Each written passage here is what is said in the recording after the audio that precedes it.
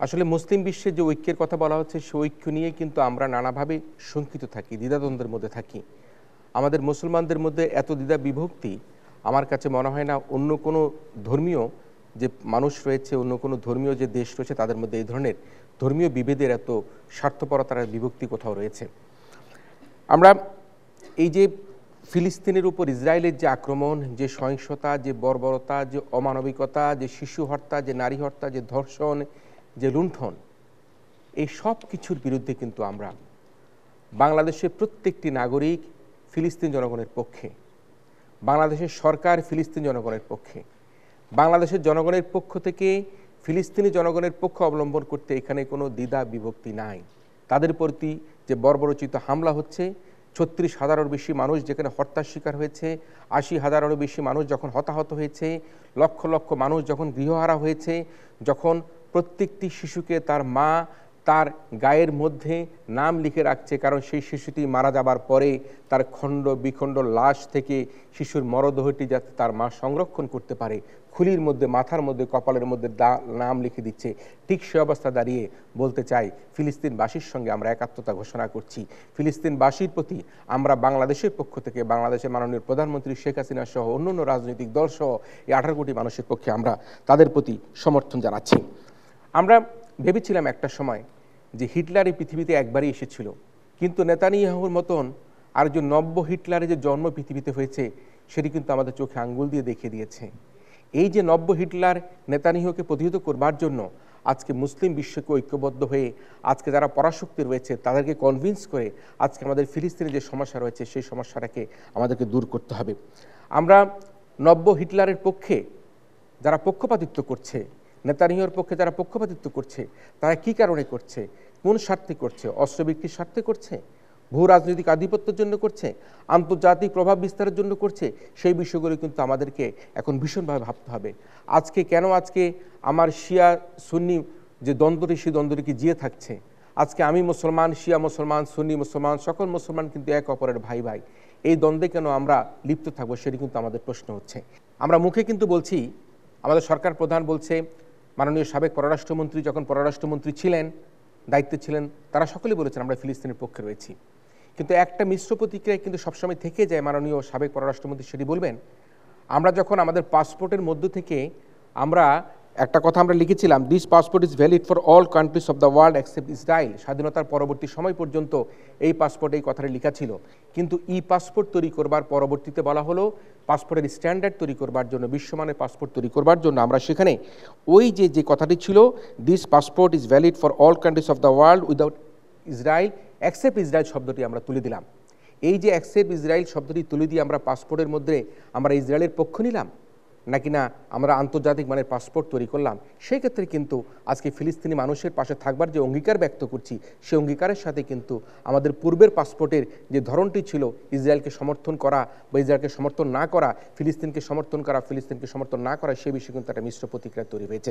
ইয়াসির আরাফাতের মতো মানুষ যখন মৃত্যুবরণ করেছে অনাকাঙ্ক্ষিতভাবে, সেই ইসরায়েলের ইয়াসির আরাফাত যখন আমার বাংলাদেশে আসে, যখন আমরা তাকে সর্বোচ্চ সম্মান প্রদান করে থাকি, সেই দেশের প্রতি যদি সম্মান দেখাতে হয়, তাহলে আমরা পাসপোর্টের মধ্যে যে অ্যাকসেপ্ট ইসরায়েল যে কথাটা ছিল সেই শব্দটি আমরা তুলে দিলাম কেন, সেই প্রশ্নটি কিন্তু মানুষের মধ্যে থেকে যায়।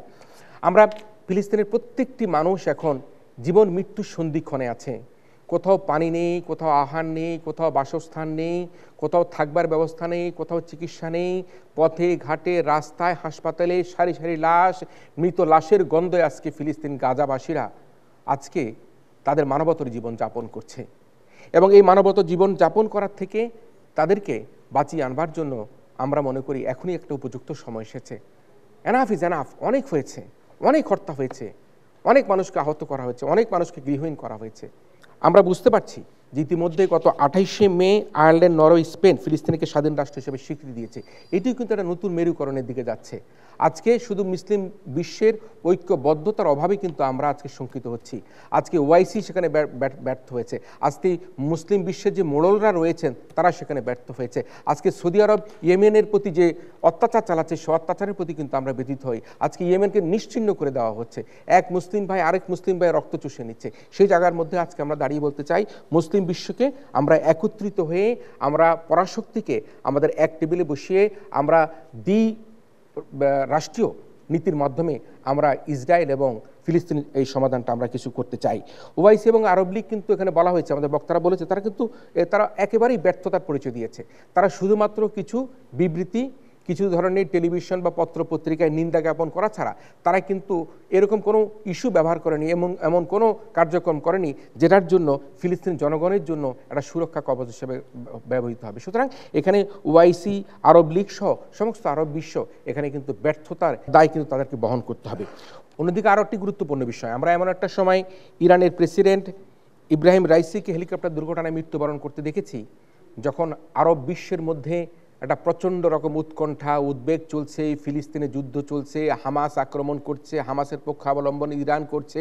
ঠিক সে সময় যখন মার্কিন হেলিকপ্টারে ইরানের প্রেসিডেন্ট সহ আরও বেশ কয়েকজন নেতা নিহত হয়, দুর্ঘটনায় নিহত হয়, তখন কিন্তু একটা মিশ্র প্রতিক্রিয়া তৈরি হয়।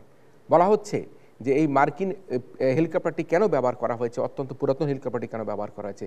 দু একটি গণমাধ্যমে আমরা দেখেছি যে হেলিকপ্টারটিকে হাইপারসোনিক স্পেস লেজার দিয়ে সেখানে তাকে ধ্বংস করা হয়েছে, অর্থাৎ ইরানের প্রেসিডেন্টকে হত্যা করা হয়েছে। যদিও ইরানের পক্ষ থেকে এখনো সুস্পষ্টভাবে এই হত্যার জন্য কারা দায়ী তারা উল্লেখ করেনি। তাই আমাদের এখন সময় এসেছে, আজকে ইরান বলি, আজকে লিবিয়া বলি, আজকে ইরাক বলি, আজকে আমাদের সৌদি আরব, দুবাই, আবুধাবি বলি, বাংলাদেশ বলি, ইন্দোনেশিয়া বলি, মালয়েশিয়া বলি, আজকে প্রত্যেকটি মুসলিম বিশ্বকে একত্রিত হবে, একসাথে কাজ করতে হবে, এক তালে এক লয়। তারা তাদের নিজের স্বার্থের কথা বলতে হবে, মুসলিম উম্মার কথা বলতে হবে, ফিলিস্তিনের কথা বলতে হবে, আল আকসা মসজিদের কথা বলতে হবে। মানুষকে তার যে ধর্মীয় প্রাণ, মানুষকে তার ধর্মর যে তার নামাজ পড়বার সুযোগ তৈরি করে দিতে হবে। এমন উদাহরণ রয়েছে যে আল আকসা মসজিদে নামাজ পড়তে যেতে পারেনি আমার মুসলিম ভাইরা, জুম্মার নামাজের সময় তাদেরকে গিয়ে সেখানে হরতাল করার চেষ্টা করা হয়েছে, তাদেরকে মসজিদ থেকে বের করে দেওয়ার চেষ্টা করা হয়েছে। সুতরাং এমন একটা প্রেক্ষাপটে দাঁড়িয়ে আমি মনে করি যে আমাদের সকলকে একত্রিত হয়ে আমাদেরকে এই মুসলিম উম্মার স্বার্থে যে ফিলিস্তিনের প্রতি, মানবতা মানুষের প্রতি যে